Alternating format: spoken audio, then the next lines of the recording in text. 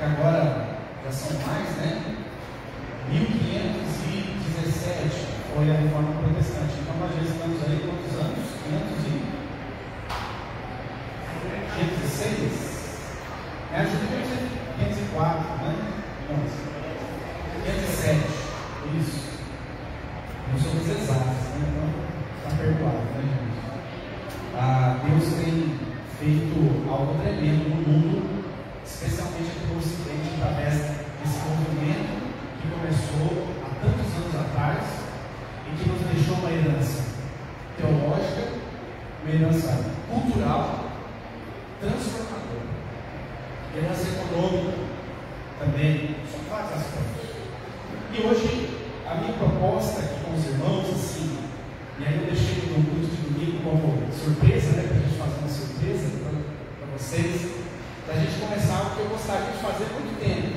Eu pensei em fazer isso como uma classe ali do lado, no outro dia da semana, mas eu acho que ficaria inviável para mim, eu acho que ficaria inviável para a igreja de forma geral, e aí vamos aliar aquilo que nós já temos os encontros semanais aqui. Então, por que não? E é a proposta que a igreja estude teologia. Talvez você pense que não, porque há uma tradição, infelizmente, nos meios muito pietistas, muito espiritualizado, muito, eu vou dizer até místico, que não precisa estudar teologia. Não precisa. O importante é ter vida com Deus. Como se fosse possível ter vida com Deus sem conhecer a palavra de Deus. Não, o importante é você ter experiências com o Espírito Santo. Mas como que você discerne se é o Espírito Santo? Se você não tem parâmetro da Escritura, qualquer outro espírito pode te enganar. Por isso mesmo o apóstolo Paulo ensina o seguinte: olha, vá aprender a palavra de Deus, para você não ficar como criança, agitado pelo vento, correndo de uma novidade para outra. Precisamos estudar teologia. Sabe por quê? Como dizem que essa frase é do Einstein, eu não sei se é. Dizem que depois que uma mente expande, nunca mais ela volta ao tamanho original.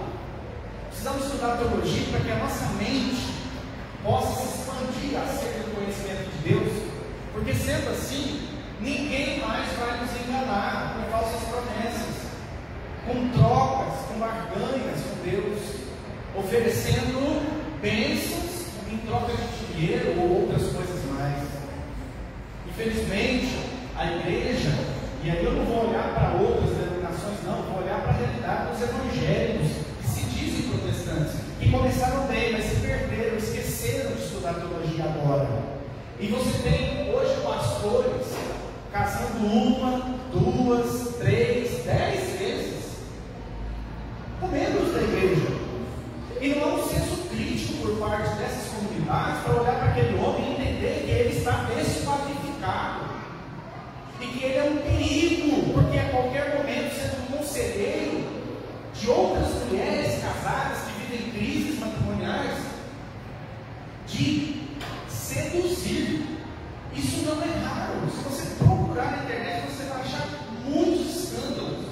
E talvez você esteja pensando que o problema maior são os escândalos financeiros, e são mesmo, em maior número, mas outros escândalos mais estão por aí. E se as pessoas tivessem um mínimo de conhecimento doutrinário, e eu vou usar muito essa palavra aqui hoje, doutrina. O que você entende por doutrina? O que é doutrina? Eu acho que talvez alguém até já perguntou você o seguinte: lá na sua igreja tem doutrina?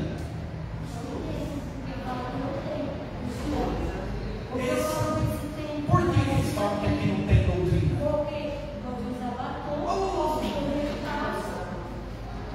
Não é doutrina, não é doutrina, é isso.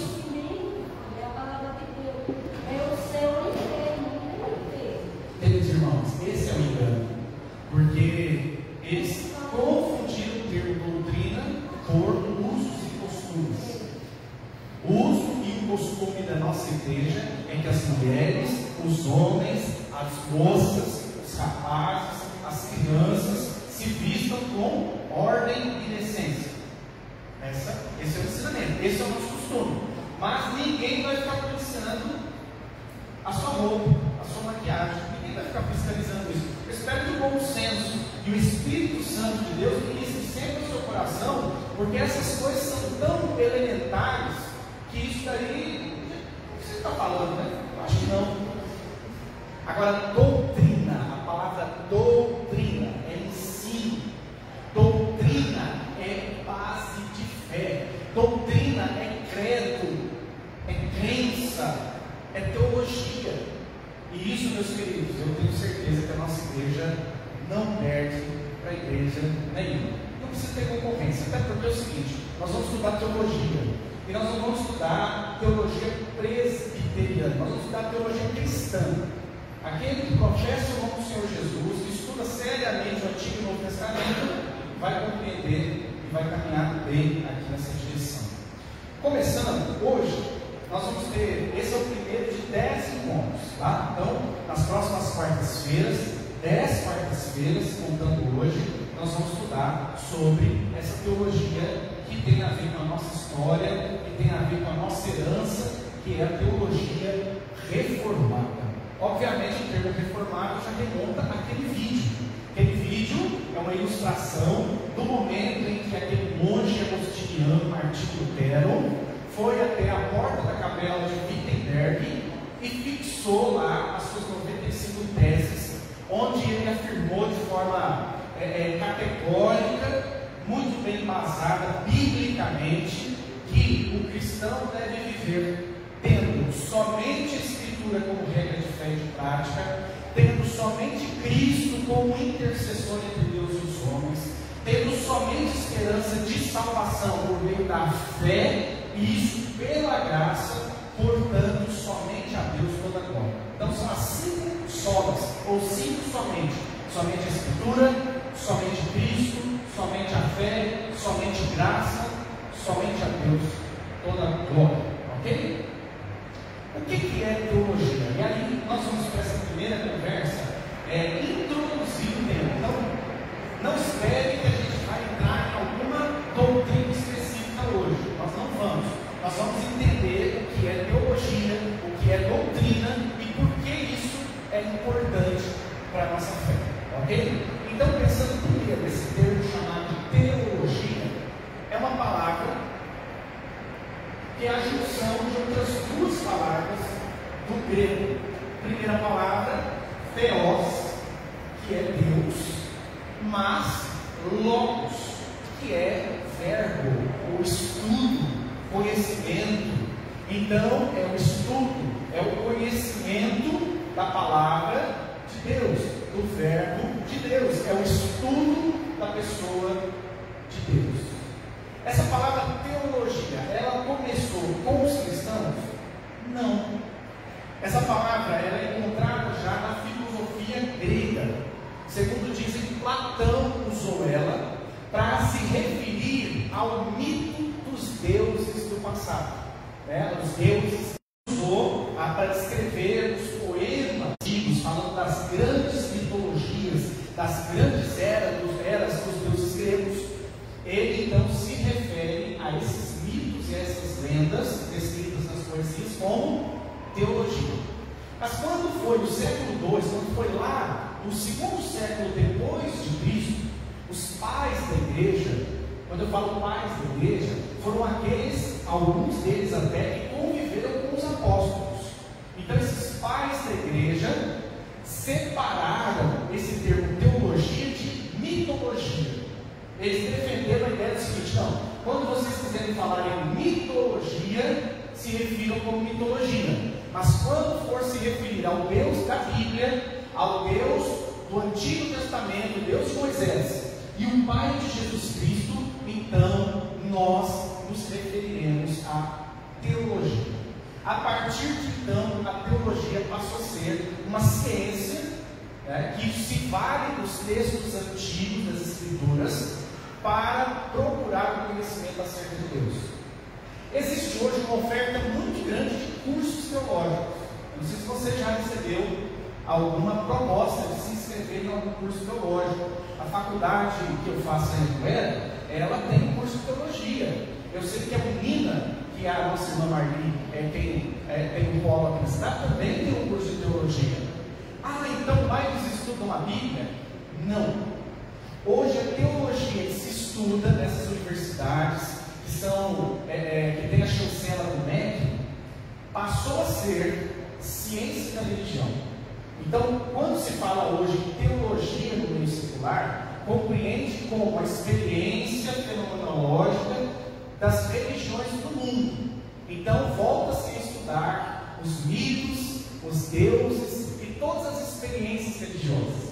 Se você quiser se matricular numa dessas faculdades para estudar teologia, entenda uma coisa: teologia cristã lá vai ser somente uma disciplina. Você vai estudar sobre ciência da religião, ou como a religião é um fenômeno dos povos, das histórias dos povos, de todos os povos, porque a religião, na própria teologia reformada, a gente estuda isso logo, que a sede da religião humana está no próprio coração. Porque todas as civilizações, todos os povos antigos e modernos se manifestam religiosamente. Mas como, pastor? Mesmo no século XIX, que foi a era de ouro do ateísmo, e até hoje, sim, porque só substitui um Deus por outro. Em lugares onde se abandonou Deus e a igreja para se erguer o Estado, o governo, o Estado se tornou um Deus. Antes as pessoas oravam a Deus para que pudesse chover, plantando, pudesse chover e tivesse comida. Hoje se tem a ideia do Estado como assumindo o lugar de Deus, e ele exige obediência, pagamento de impostos, o dízimo. Ele exige obediência, porque senão a força do Estado, que tem o monopólio da força, vai lá bater na porta da sua casa, vai te penalizar, não é? E se espera que, faltando comida para alguém, liga na assistência social, porque o Deus chamado Estado prover para os seus filhos. Tá? Então, mesmo em países onde se abandonou e até assumiu-se ideologias ateístas, transformaram uma entidade da sociedade humana no seu próprio Deus. E em todos os outros lugares, aí os animistas que olham para a natureza, Deus Sol, Deus Lua, Deus Árvore, Deus Rio e assim por diante. A religião é uma manifestação de todo o ser humano em todos os lugares, porque Deus colocou a eternidade no coração do homem sem que esse possa discernir o que é isso, o que seja isso. Nós somos essencialmente religiosos. Mesmo aquele que diz assim: eu não creio em Deus, mas ele crê em Mamon, que é o dinheiro. Ele crê em alguma coisa. A expressão de fé sempre é manifesta. Sempre é manifesta. Pessoal, mas voltando à ideia da teologia. Hoje, então, o que se estuda por aí é ciência da religião. Certo? Se você quiser estudar teologia bíblica, teologia cristã, você precisa recorrer aos seminários. Você precisa recorrer, por exemplo, o que nós estamos fazendo aqui hoje. Aí sim você estará estudando teologia cristã, e no nosso caso, com a nossa herança de fé, teologia reformada. Nós resumimos então teologia a partir da história e o que nós temos hoje. Teologia para nós teologia diz respeito ao estudo sistemático. Então teologia é um estudo sistemático. Quando eu falo sistemático, a ideia de um estudo pleno e organizado. Do que? Qual é o objeto de estudo da teologia? Deus? Opa, vamos investigar Deus, encontre Ele por aí e nós vamos dissecá-lo. Não dá. Então, o que nós temos para poder estudar acerca de Deus? O que Deus se revelou, a revelação de Deus, que é a Escritura. Então, o estudo sistemático das Escrituras, buscando a compreensão do ser de Deus e da criação. Faça um pouquinho de força, você não consegue. Deu para entender essa definição? Teologia cristã. Tá? Não é teologia estudada na faculdade hoje, não. É ciência da religião. Teologia estudada na igreja, nos seminários, é um estudo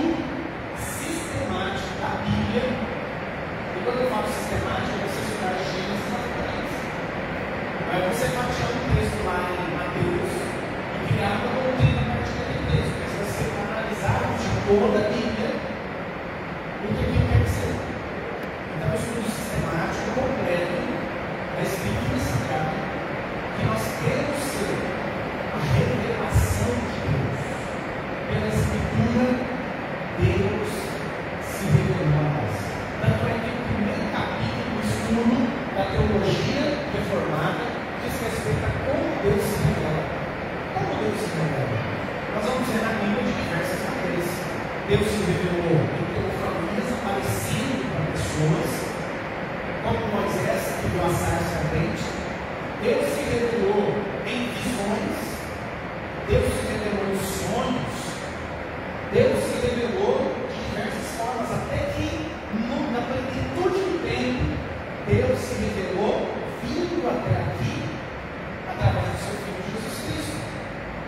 E hoje, através dessa vinda de Jesus e da revelação, da inspiração das Escrituras, Deus se revelou a nós através desse livro sagrado. Ele se revelou final e completamente. Precisamos sonhar hoje para saber sobre Deus? Não. Deus precisa aparecer para nós uma teofania para conhecermos a sua vontade? Não. Porque a Escritura Sagrada nos ensina tudo o que precisamos saber sobre Deus. Entenda? A Escritura não ensina tudo sobre Deus. Ninguém conheceria Deus totalmente. Deus é infinito. Não cabe. Nem no livro, nem na nossa cabeça.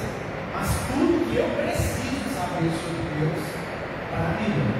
Tudo que eu preciso saber para a minha vida, sabe, para o meu relacionamento conjugal, para a criação dos meus filhos, tudo que eu preciso saber para me relacionar bem com os meus vizinhos, com os meus negócios, a Escritura Sagrada tem conselho para tudo. E assim, aquilo que ele não fala, mas o que a Bíblia fala sobre rede social? Sobre rede social a Bíblia não fala nada, isso é um problema de agora. Mas sobre como nos comunicar, o que colocar diante dos nossos olhos, como nos entreter, a Bíblia fala. Porque ela diz que tudo que é justo, puro, bom, isso deve ocupar o nosso pensamento. Ou seja, o princípio na Bíblia é princípio para tudo mais na nossa vida, para ser aplicado em todas as áreas da nossa vida. Compreendido? Tranquilo aqui? Beleza, então. Vamos para o próximo. O que é, então, teologia reformada? Gente, teologia reformada diz respeito à teologia que foi elaborada, organizada, os estudos bíblicos que foram organizados e nós temos hoje através desses irmãos que viveram no contexto da reforma protestante. E aí a gente precisa entender um pouquinho do contexto da reforma e que está presente nas cinco solas, que dá para a gente entender muito bem.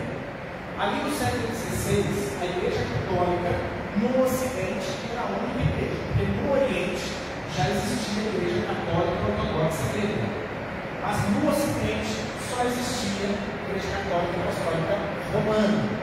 O povo, a população, basicamente composta por camponeses, por homens e mulheres muito simples, não eram letrados.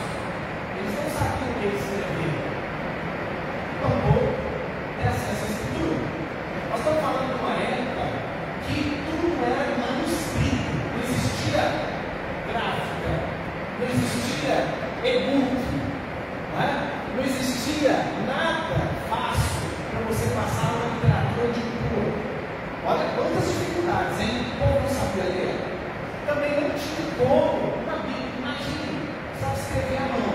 Quanto tempo demorava para se fazer um exemplar da Bíblia Sagrada? Escrita à mão, gente. Graças aos movimentos de monastério da igreja medieval, graças aos monges que foram para os monastérios, nós tínhamos a Bíblia preservada, porque eles levavam os manuscritos para esses mosteiros e lá eles copiavam. Muitas vezes a missão do monge, a missão da vida dele era ser um copista da Bíblia. Graças a Deus eles eram extremamente rigorosos nessa missão, mas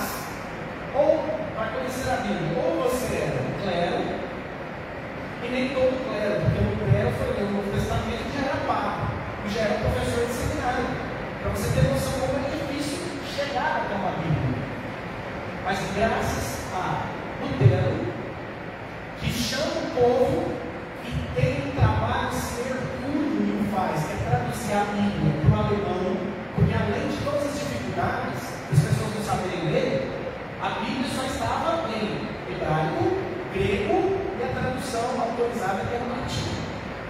Quando Lutero lê a Bíblia e entende que a igreja está, primeiro, privando de alguma maneira as pessoas de terem acesso à Escritura, que precisava fazer essa ponte para que a Bíblia chegasse de alguma maneira às pessoas. Tanto é que pós-reforma, o lema era: onde uma igreja tem que ter uma escola para as pessoas aprenderem a ler a Bíblia, e um hospital para socorrer as pessoas que precisam de fé. Então, é bem. Montou-se uma igreja em um determinado lugar, num determinado vilarejo, junto com a igreja tem que ter uma escola e um hospital. O ensino público no Ocidente deve muito à reforma protestante. Na verdade, o germe da escola pública começou na Suíça com Calvino.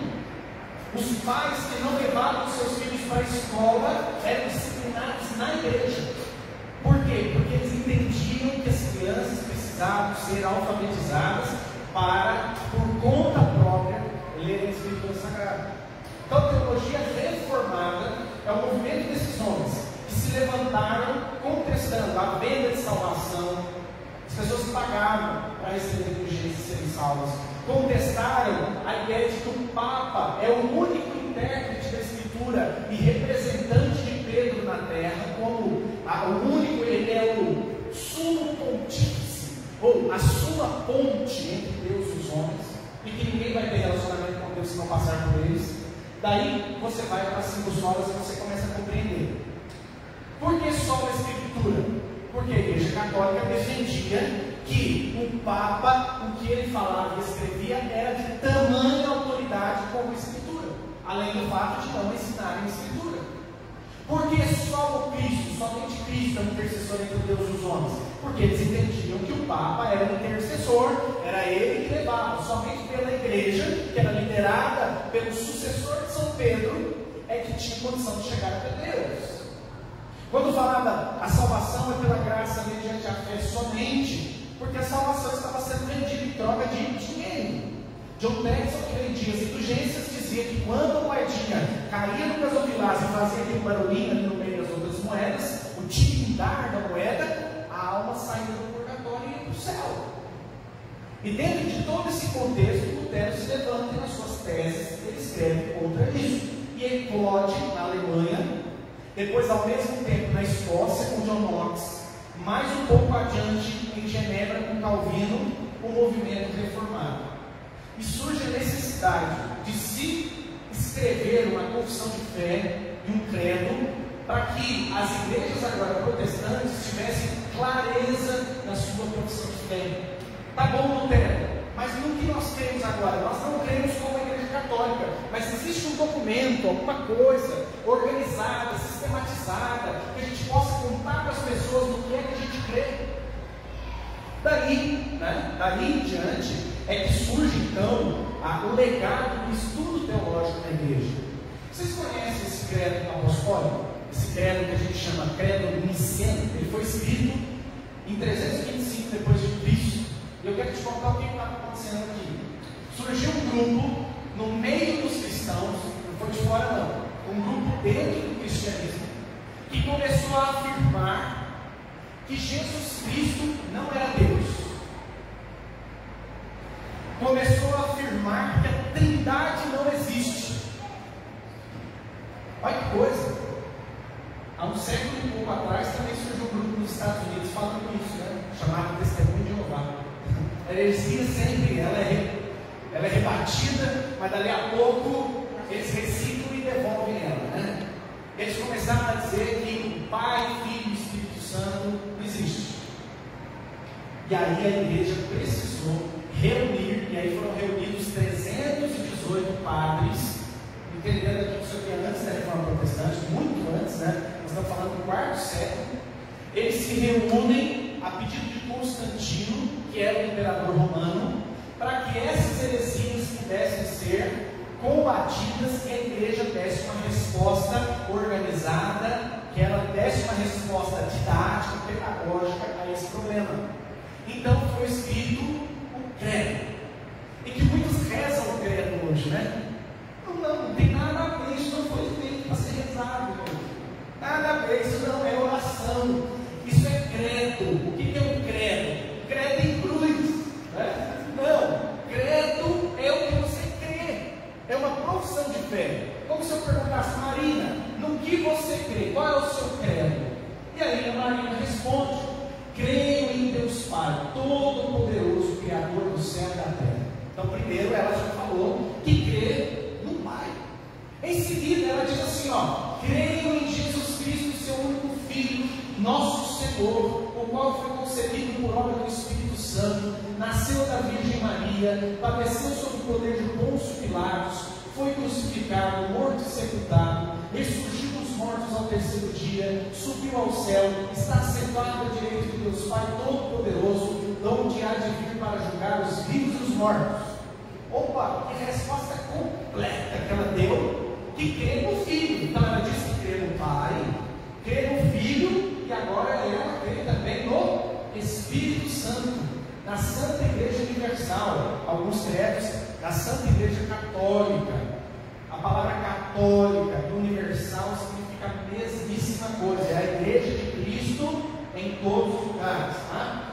Inclusive, quando a gente estuda teologia, a gente diz que a Escritura Sagrada, a revelação de Deus, ela é universal e católica, apostólica.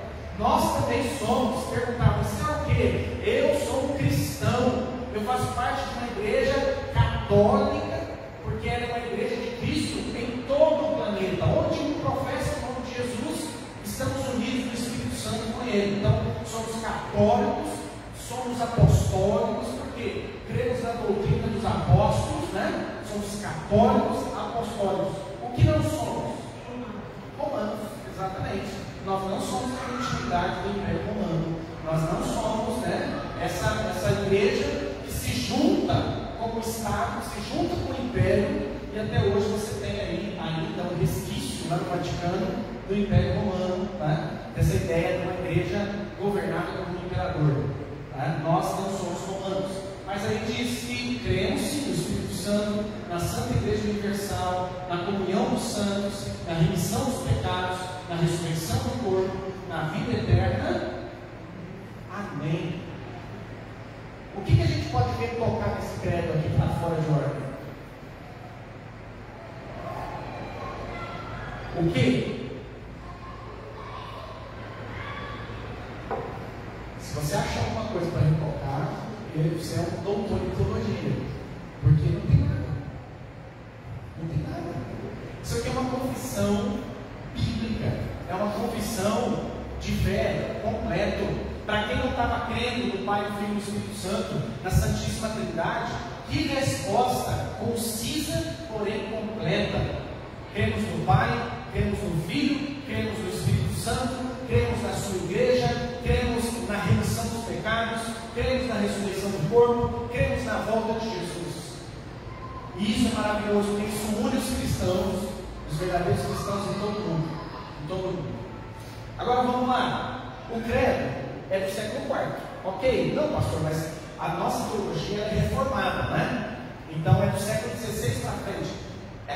Só que entenda uma coisa: com a reforma protestante a gente não anulou o que ficou para trás. A reforma veio reformar o que estava fora de ordem. Mas nós não viemos fundar uma nova igreja com um novo Cristo. Nós somos a igreja de Jesus. Nós somos a continuidade da igreja primitiva. Você entende isso? Que a nossa igreja não existe do século XVI para cá, não. A nossa igreja é uma igreja de mais de 2.000 anos que aguarda a volta de Jesus Cristo. E uma igreja que Deus sempre manteve um remanescente fiel. Sempre manteve, sempre teve os salvos. Mas sempre teve o joio no meio da igreja também. Em algum momento o joio pastoreou a igreja. Isso que é terrível. Mas a igreja fiel de Jesus sempre existiu e sempre existirá até a volta de Cristo. Mas percebam, no século XVI viu-se a necessidade das chamadas confissões de fé.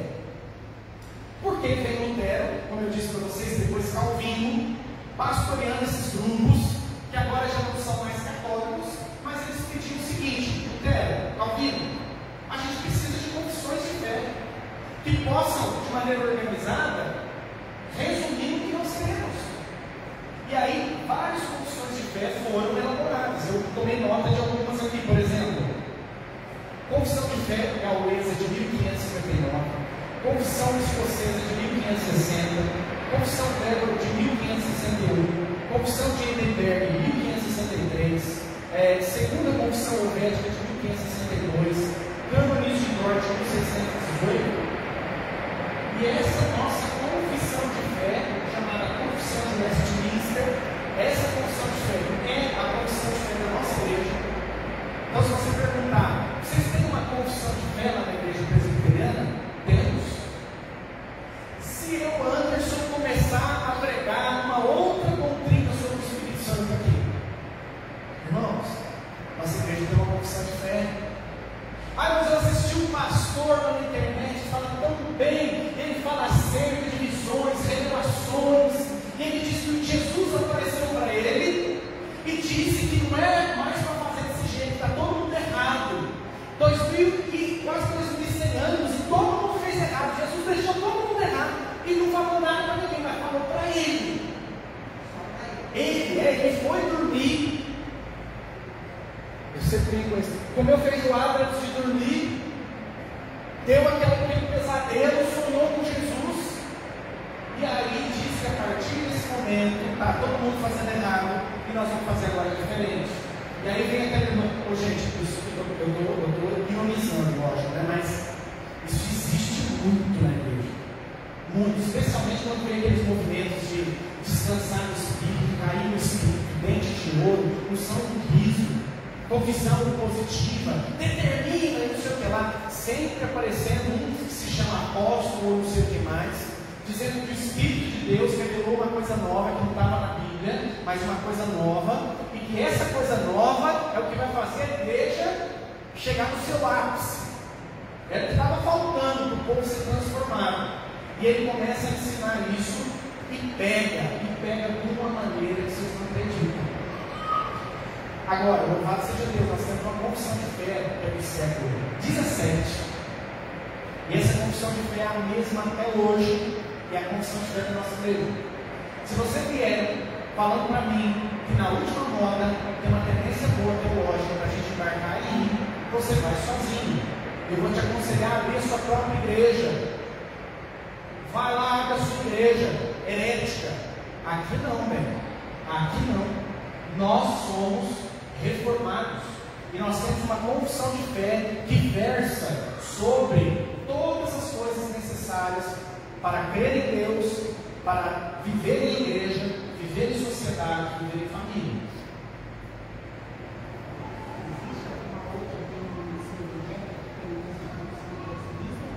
Muitas igrejas reformadas na Europa, igrejas reformadas nos Estados Unidos, Canadá. Porque essa confissão de fé de Westminster, ela é de Westminster porque ela foi escrita no ano 1600 e pouco, na abadia de Westminster, lá em Londres, aquela igreja linda que o príncipe casou. Então, naquela igreja, muitos homens de Deus se reuniram durante 6 anos para escrever essa confissão de fé.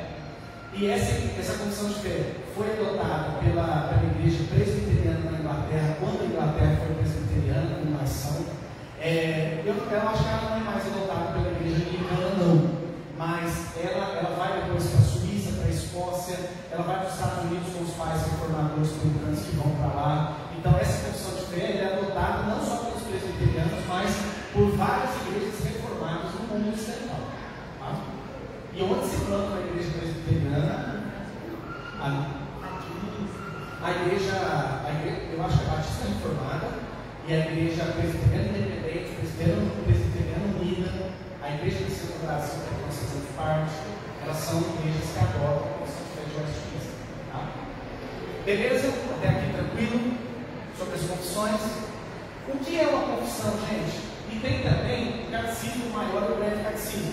Na confissão, você vai ter assim, ó, nós cremos, parará sobre a Escritura. No catecismo maior, isso vem em forma de pergunta. E o breve catecismo foi escrito para crianças, para que, de forma mais simples ainda, em perguntas e respostas, fosse também ensinado a crianças, tá? Então, o que é o catecismo? É a confissão de fé escrita em forma de perguntas e respostas que facilita o ensino didático daqueles capítulos da confissão de fé, certo? Então veja, temos a Reforma Protestante do século XVI e eles tiveram a preocupação de escrever o que cremos para unir a igreja na sua confissão de fé. Beleza, vamos lá. Agora, por que estudar teologia reformada? Ô, gente, todos os credos e todas as confissões de fé, por serem tentativas humanas de sistematizar o que a Bíblia ensina, ela pode ter erro. Não a Bíblia, entenda? Cremos que a Escritura de Deus é inerrante e infalível, mas qualquer outro documento escrito por homens pode falhar, certo? Só que não é porque pode falhar que nós não vamos estudar, porque senão daqui a uns dias a gente não pode ter estudo bíblico, não pode ter missão de escola dominical, porque afinal de contas a gente escreve isso, né? E pode ter alguma equipe? Pode, mas a gente vai corrigindo, vai melhorando. É isso que a teologia deixou como legado para nós, porque lá no início os pais da igreja escreveram muitas coisas boas, você precisa ver as heresias que eles escreveram.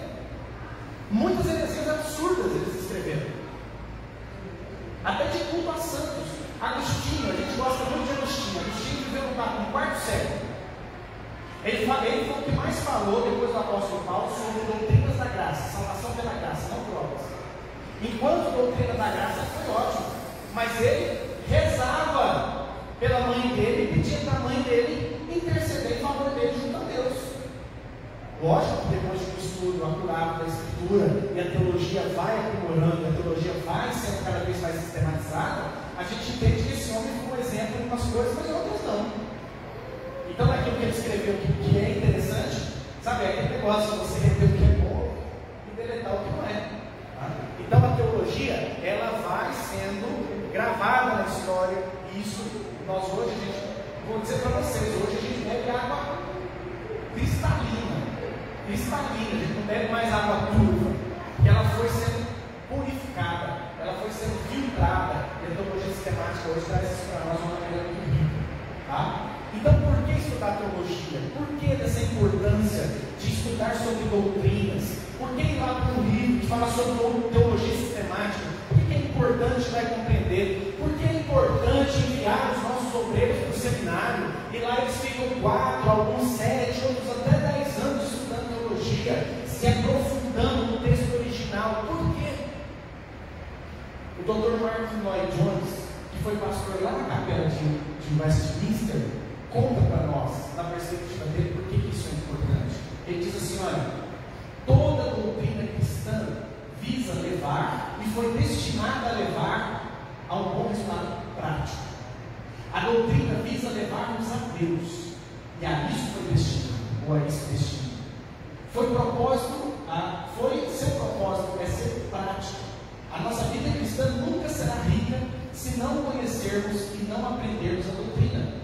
Você não poderá ser santo se não conhecer bem a doutrina. Então, por que estudar teologia? Porque ela vai alterar a sua prática. Ela vai alterar a sua prática. Vamos dar um exemplo simples. A doutrina reformada, chamada de mordomia cristã. Isso é uma doutrina nossa, mordomia cristã. O que é o mordomo? Digam para mim. Opa, perfeito, resposta completa. Aquele que cuida de tudo e não é dono de nada. É aquele que é colocado para governar uma casa que não é dele. E que depois, obviamente, ele vai prestar contas ao verdadeiro dono. A mordomia cristã, ela entende, ela sistematiza a seguinte realidade: que o seu corpo pertence a Deus. Aquela ideia do meu corpo, minhas regras, complicou, porque o corpo da gente pertence a Deus, as regras é Ele que coloca. Né? Isso aí implica, não só nesse tema que vem à sua cabeça aí, questão do aborto, não, tá? É mais que isso.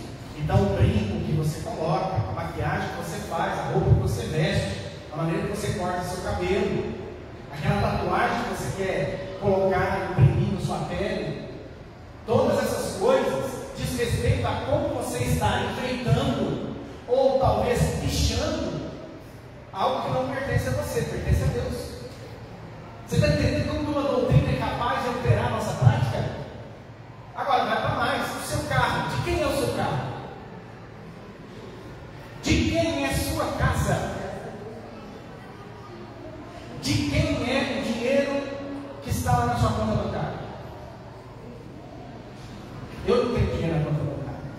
Então Deus pergunta: o que você fez com aquele dinheiro que eu te confiei e você gastou com coisas inúteis?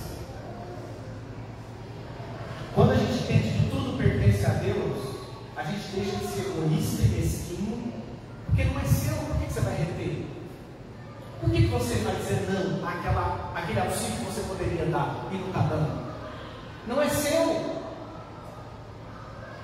Agora você vai lá e gasta com prazeres e com coisas mais sem importância e não paga sua conta de energia.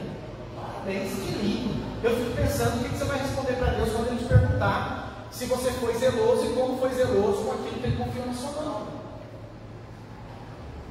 Você percebe? Estudando mordomia cristã, que está na Escritura Sagrada, você vai começar a ser mais responsável com o seu corpo, você vai começar a ser mais honesto com como você ganha seu dinheiro, você vai começar a ser mais zeloso em como é que você investe o seu dinheiro, você vai começar a ser mais generoso para sustentar a obra e o reino de Deus e para também acudir muitos necessitados. E quando você faz isso, é para o Senhor que você faz, porque o recurso é dele.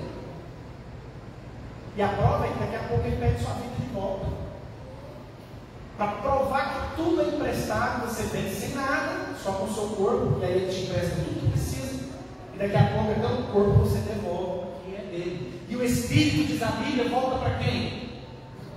A Deus que o deu, até o fôlego de vida, está aqui de volta, que saiu de mim, pertence a mim. E Deus não abre mão de nada que é dele, Ele é generoso em emprestar. Mas o Senhor Jesus diz o seguinte: o mundo é meu, essa terra é minha, o louvor é meu, a glória é minha, os humanos são meus, me pertencem, eu sou o rei, eu vou julgar e eu vou fazer do jeito que quiser. Isso nos faz lembrar que somos somente mordomos. É o que o nosso querido irmão, o doutor Marco Paulo está dizendo aqui. O problema é talvez a sua crítica à teologia, e aí eu te dou razão, é quando a gente gasta horas estudando teologia e isso de alguma maneira não se transforma em vida prática. O problema é saber que eu sou um mordomo de Cristo e tenho condições de acudir necessitado e não faço. É quando eu tenho total tranquilidade em sair aqui da igreja agora e ali tranquilo gastar R$50 comendo um lanche, mas se for para tirar esses mesmos R$50 para a gente fazer uma vaquinha para alguma obra especial, a gente não consegue dar mais que 10. Você está entendendo? Aí a teologia não serve para nada. E aí o problema não é o pastor teólogo, o problema é a igreja, bem fundamentada teologicamente, mas que não tem amor. Teologia é desprovida de amor. E o que é amor? Todo que me ama me obedece. Amor é obediência. Amor não é: ai, eu amo tanto Jesus, ai, o Senhor faz tantas coisas na minha vida, então dá R$50 aí que a gente precisa assistir uma pessoa, não precisa comprar um gás. Ai, não, mas então, que amor mais negativo. Ah, eu sou um servo de Jesus, mas na hora que fala, então você está aqui, as irmãs estão precisando de vocês, que sábado vai ter um tirão, 6 horas da manhã, você vem aqui ajudar a lavar? Você vem ajudar aqui a limpar? Ah, então não, mas eu estou ocupado, então porque eu tenho que descansar. Ah, mas é o único dia que eu tenho para descansar. Ah, entendi. Então o serviço a Deus é outra história. Entendi. É essa teologia que vai boa. Essa teologia não vale. Essa teologia não abençoa. Essa teologia os fariseus tinham muito bem passado. Tanto é que Jesus virava para as pessoas e falava: olha, escuta o que eles falam, mas não façam o que eles fazem. Aprenda a teoria deles, mas a prática não serve não, porque senão vai contaminar vocês. Entendeu? Agora, o outro lado é um grande problema, e nós precisamos exorcizar isso hoje em nome de Jesus Cristo e de João Calvino e de Martinho Lutero, que é aquela ideia de você pensar o seguinte: ah, o importante é a vida com Cristo, o importante é sentir. Para com isso. Porque se você está sentindo, beleza, mas é difícil se sentir vontade de levantar às 6 horas da manhã e vir aqui lá para a igreja. É difícil se sentir isso. Ah, mas é difícil você tirar da carteira aquilo que é bem pouco. Sabe aquela ideia de não ter 2 túnicas? Tem 2 da uma, do outro fica só com uma, sabe? Ah, essa aí é difícil. Se você esperar sentir vontade, você nunca será santo, você nunca será generoso, você nunca vai se parecer com Jesus. Então o problema Não tem nenhuma igreja que tenha estudado teologia, que tenha estudado boa teologia e se empenhar em praticar essa boa teologia, tenha se afastado de Deus. Estudar teologia não esfria a fé de ninguém. Estudar teologia só esfria a fé de gente que não tem compromisso com Deus. Então o problema não é a teologia, é a falta de compromisso. Certo? Então, se você encontrar algum irmão lá da congregação cristã que insiste em falar que é pecado estudar teologia, você fala para ele: pecado é ficar subindo lá e falando coisa que Deus não ensinou, falando que Deus te revelou não sei o que você foi dormir depois da feijoada. Isso é errado. Ah, Deus sentir, não, Deus não chamou a gente para sentir nada, chamou a gente para fazer. Então, esses irmãos e essas igrejas que preterem, que olham para a teologia com maus olhos, esses irmãos, infelizmente, estão numa profunda ignorância. Preciso orar por eles. É por isso que eles são tão fáceis de enganar. É por isso que os lobos no meio deles conseguem tanta coisa. Eles podem ter uma fé sincera, mas é uma fé infantil. E a gente tem que sair da infantilidade. Porque criança, e quem é infantil, criança precisa ser cuidada. Mas Deus quer adultos cuidam, trabalham, fazem. Se a gente ficar na infantilidade, nunca vai ser útil para a obra de Deus. Queridos, por que estudar teologia? O apóstolo Paulo, conversando com Timóteo, ele diz assim: olha, tem cuidado de ti mesmo e da doutrina. Cuida de ti. Olha, isso aqui é o que Lloyd Jones acabou de dizer. Tenha cuidado de você, presta atenção como é que você está vivendo e cuide da doutrina que você vai ensinar, ou seja, viva e ensine, cuide da doutrina, cuide da teologia, cuide do ensinamento da igreja, continua nesses deveres, porque fazendo assim salvarás tanto a ti mesmo como aos teus ouvintes. Olha que coisa linda! Viva a palavra, ensine a palavra, e assim você vai ser exemplo do rebanho, e os seus ouvintes também serão abençoados. Você será um genuíno justo, e o seu povo te ouve também.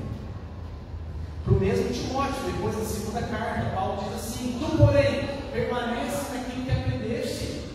Olha, mais uma vez, gente, precisamos de novidade. Precisamos da última do mercado gospel. Precisamos hoje, que infelizmente é o que está na moda e é o que está levando muita gente para o buraco. Se a gente for olhar historicamente, o primeiro movimento equivocado dentro do grupo dos reformados protestantes, o movimento pentecostal, veio trazer uma grande ênfase em experiências com o Espírito Santo e nada de leitura bíblica. E fundaram uma ideia de uma língua angelical misteriosa, sendo que lá em Atos dos Apóstolos, Pentecostes, foi falar em outro idioma, não é língua de anjo. Eles usaram a ideia de um dom de fronteira para comunicar o Evangelho a pessoas que não conheciam o Evangelho, e hoje virou uma bagunça de choricanda, xalamaná e surianda lá para não sei para onde, e que só causa confusão, estranhamento, e coloca alguns irmãos como sendo os batizados com o Espírito Santo, como se pudesse um crente ser crente sem ser batizado com o Espírito Santo. Se você crê no Senhor Jesus, você só crê que o Espírito Santo te regenerou. Nós vamos estudar isso. Uma das quartas-feiras nós vamos estudar sobre conversão, regeneração, justificação e santificação. E vocês vão ver que ninguém pode ser crente se não for batizado com o Espírito Santo. E que quando o Espírito de Cristo vem sobre a sua igreja, onde tem estrangeiro que precisa ouvir a palavra, lá em Atos, o dom de falar em idioma que as pessoas nunca estudaram, mas precisavam para comunicar o Evangelho, isso aconteceu. Mas em lugar onde todos falavam a mesma língua, ninguém teve dom de Deus, foram cheios do Espírito Santo e falaram em outra língua. Por quê? Porque precisava. Para que falar em outra língua de vocês? Primeiro problema, então, foi os pentecostais. Segundo grau de problema, porque a coisa, heresia, é igual. O problema da heresia é igual droga. Porque heresia causa uma ênfase, um frisson, um êxtase. novidade, deixa de ser novidade, a gente quer outra coisa. Pintar a igreja de preto, vamos colocar luz colorida nessa igreja, pastor. E aí vocês vão querer o que depois? Vamos fazer um grupo de jovens aqui na igreja, para a gente fazer, sei lá, bota umas músicas tipo hip hop, vamos fazer um negócio mais legal, um negócio mais jovem, né? Vamos fazer aquilo. E aí o que mais? Qual a próxima novidade? Vamos fazer um proibidão gospel também, os nossos meninos? O que nós precisamos é dar exatamente o contrário do mundo. O que a gente precisa dar é a escritura. É o que o mundo não dá. Proibidão, luz colorida, barulho, algazarra. Lá fora eles têm. E estão se dando bem. Né? Não é isso que você está fazendo. E aí beleza. Primeiro ele é pentecostal. Aí depois você tem outro movimento que começa, que é a ênfase nas curas e milagres e profecias. Isso é na década de 60. Aí surge a Igreja Brasil para Cristo, surge a Igreja Quadrangular, surge a Igreja Maranata, com ênfase agora não só no que é pentecostal, mas em visões, revelações que Deus mandou te dizer, que é para você largar essa mulher que você está e casar com outra, porque essa que você está não foi de Deus para você não. Opa, santo Deus. E onde fica a doutrina aí? Onde fica a teologia aí? Exatamente, não tem. Tenha como ser o tarde da bênção, tarde do descarrego. Vai descarregar isso da renda, tem um monte de terreiro. Vai lá, sal grosso. Vamos lá. Agora montar uma igreja, chamar a igreja de evangélica. Falar o nome de Jesus ali dentro, depois passar no vale do sal. Olha, vou te falar, é o vale do sal que vai terminar no vale da morte. Queridos, falta de doutrina, falta de ensino. Pergunta qual é a profissão de fé dessas igrejas. Eu vou te contar, eles não têm. Eles têm meta financeira, isso eles têm. Igual franquia. Porque se você não atingir valor tal por mês, aí nós vamos tirar esse pastor e vamos colocar outro, porque o outro é melhor vendedor. Ele é mais carismático. Ele vai trazer mais gente e essas tardes. Não precisa inventar muita coisa mesmo, porque precisa trazer o povo para a igreja. Precisa ter culto, reunião, todo dia, porque todo dia o gasofilácio vai ser colocado aqui. Se o povo não vem todo dia, não oferta todo dia. Não tem mesmo. Ou é até bonita, aquela igreja fica aberta o dia inteiro. Fica aí. Lá na minha terra, lá em Minas, tem um senhorzinho tão avarento que ele abre, o comércio dele está aberto 24 horas, todos os dias da semana. Ele desobedece a legislação que está nele. Porque ele ama dinheiro. Então ele está aberto. Ele tem paz de voltar para casa. Ele tem paz de fechar o negócio dele e falar: agora eu estou ganhando dinheiro. Precisa ver mesmo. Mas aí a coisa fica pior. Porque aí você tem primeiro um movimento pentecostal, depois você tem um movimento que é a segunda onda na ideia das curas, milagres e profecias. Mas aí depois você tem o Edir Macedo, R.R. Soares, Mundial do Poder de Deus e outras mais, que agora vem com a ênfase na teologia, que é uma teoria maligna da prosperidade, que você pode comprar as bênçãos de Deus. Onde está a confissão de fé de férias? Que mamão é meu pastor e nada me faltará de dinheiro. Aí faz você. E aí, obviamente, eu vou ser coerente. Se você visita uma igreja dessa, ou nós daqui de fora criticamos que esses homens compram um avião, que esses homens compram carros luxuosíssimos, moram em casas milionárias, a gente não pode criticar eles não, porque eles são coerentes com o que eles estão ensinando. Como é que pode um cara ensinando sobre prosperidade não ser na igreja dele mais próxima? Ele está coerente com o erro dele, está errado, mas está coerente com o erro dele.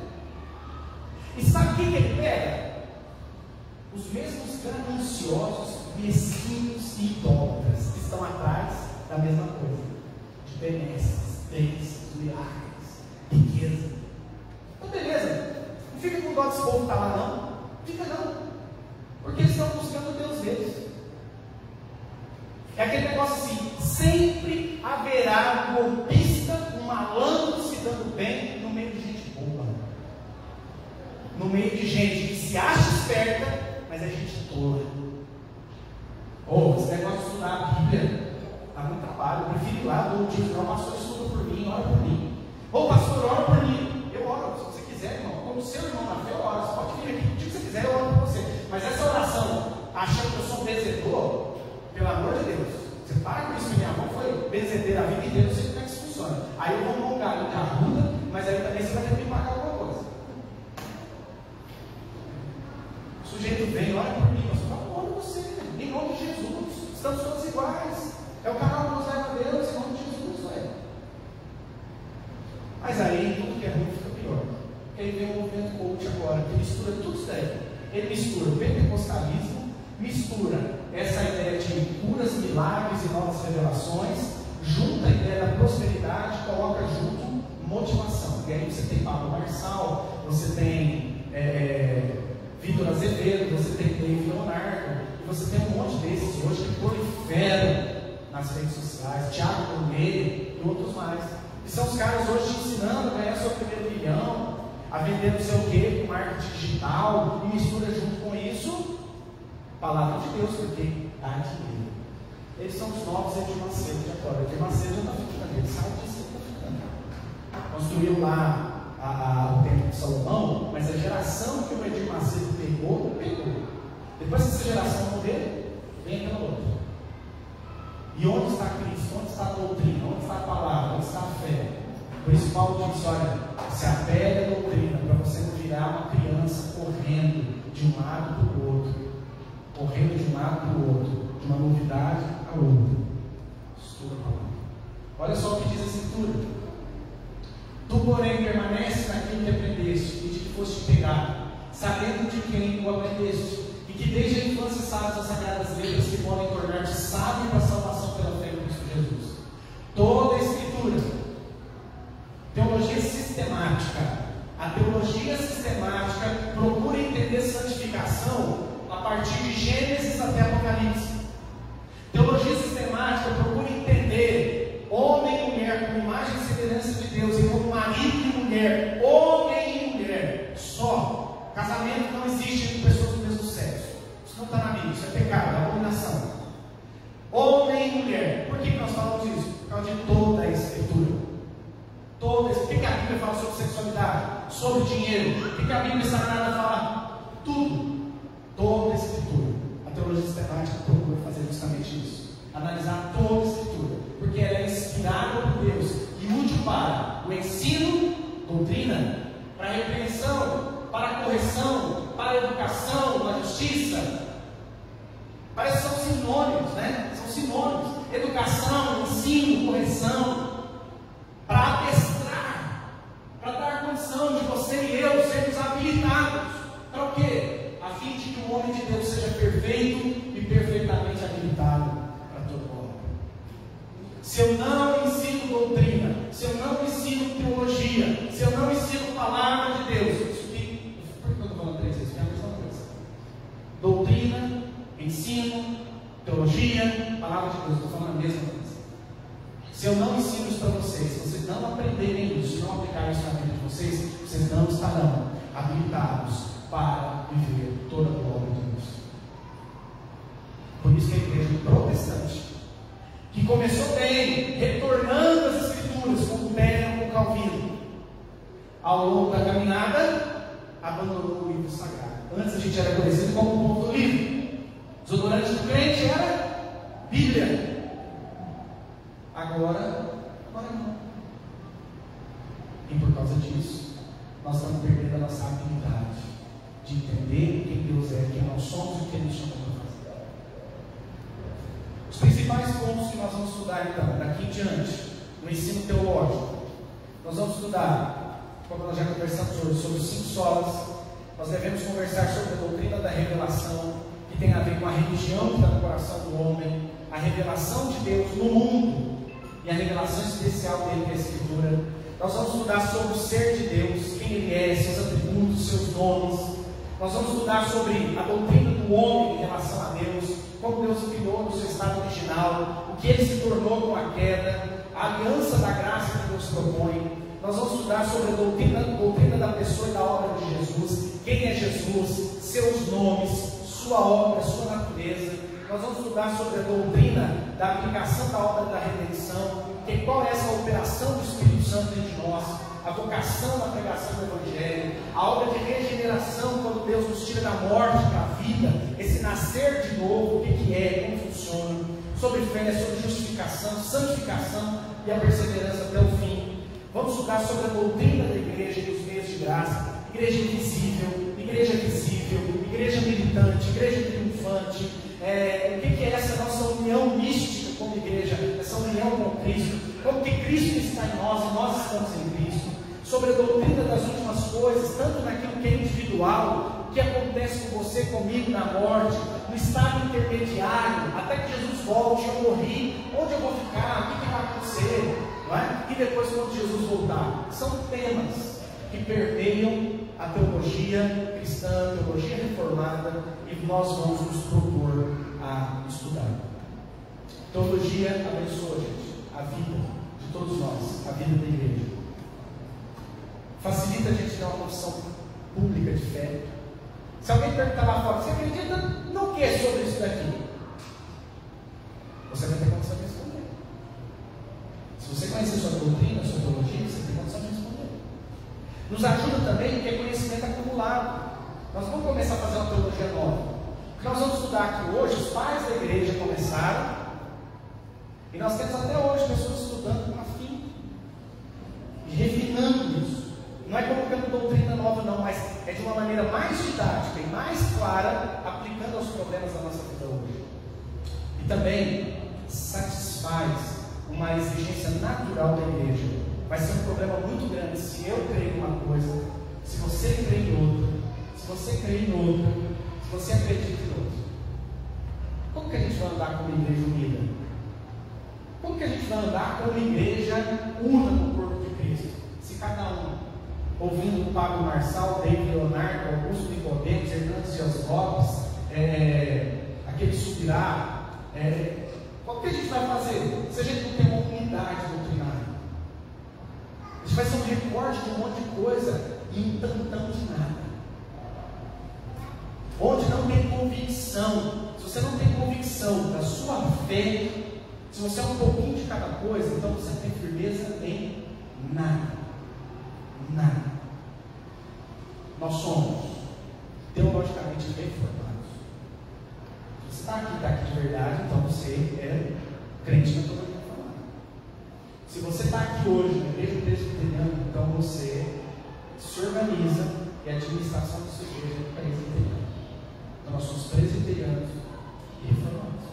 E se você for um presbiteriano com o coração assembleiano, não vai dar certo.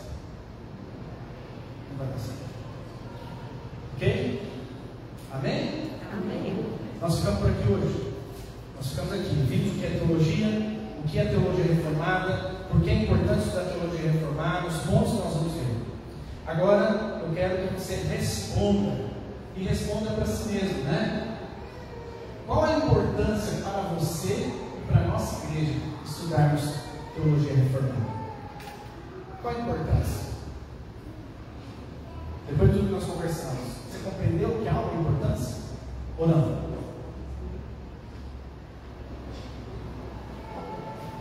Eu só vou ter certeza se você realmente considerou que isso é importante, se você tiver aqui quarta-feira.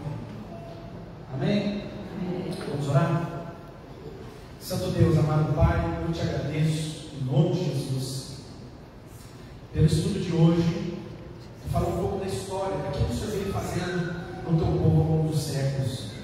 Mas de forma especial te agradeço por esse texto escrito por Paulo a Timóteo, que diz que a doutrina deve ser ensinada e vivida, que a palavra de Deus é útil para nos educar, para nos repreender, para nos aperfeiçoar, para vivermos a tua vontade. Meu Deus, eu desejo muito que a nossa igreja seja muito séria nisso, porque a fé vem pelo ouvir a palavra, a sã palavra. Palavras ruins, palavras doentias, palavras, ó Deus, interessadas em lucro, não geram vida em ninguém. Então que a nossa igreja esteja sempre pronta, ó Deus, a dar razão da fé. Se o meu irmão, minha irmã que está aqui hoje, ó Deus, se sente às vezes preguiçoso de estudar a Bíblia, preguiçoso de entender, ó Deus, a tua palavra, Santo Deus, repreende esse irmão em nome de Jesus, repreende a opressão maligna Repreendo, ó Deus, a distração que leva o nosso coração muitas vezes para longe do que o Senhor quer falar com a gente. No nome de Jesus, que voltemos a ser conhecidos como o povo livre, o povo da palavra. Em nome de Jesus Cristo. Amém. Amém, gente? Deus abençoe sua vida em nome de Jesus. Lembro só você que a reta complementar está chegando à reta final. Então entre em contato com a Viviane, nos ajuda. Você tem notícia, Viviane? Você está atualmente? Ainda não? Então está tudo bem aberto, gente. Ajuda nós aí. Vamos tomar nosso cafezinho da comunhão? Vamos lá então. Deus abençoe.